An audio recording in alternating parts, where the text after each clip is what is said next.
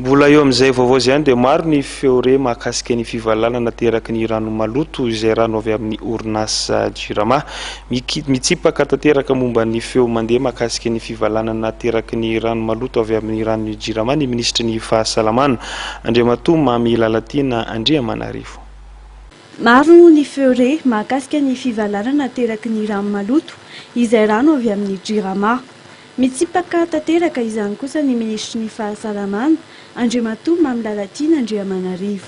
Ny zavatra tsara lazaintsika vahoaka zany amin'izao maraina izao sotra fitondram-panjakana izay tarehin'ny Prime Ministre moa zany midina vety toerana mihitsy JRTT fotony fa mba hampitony ny saintsika vahoaka dia alohan'ny natongavana taty dia nampiantso an'ireo talen'ny hôpitaly rehetrarehetra izay mandray amin'ireny hoe marary kibo ireny fa dia lazaiko antsika zany fa tsy misy mihitsy zany hoe épidémie na hoe be dia be trangana gastroentérite na fivalana be dia be zany.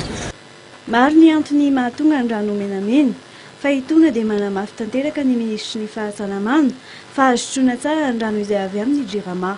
Andaniny dia nilaza ihany koa izy fa azo ampangotrahina ihany koa vao azotrona.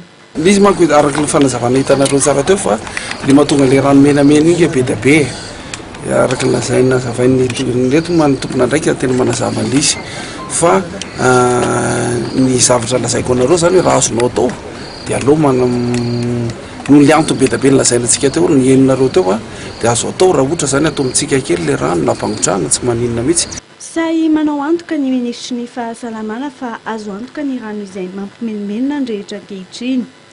Efa nisy ny fanarahana akaiky sy fotony ny rano ary azotrona tsara noho izany ny rano avy ao amin'ny Mandroseza izay mamatsy Anatananarivo renivohitra.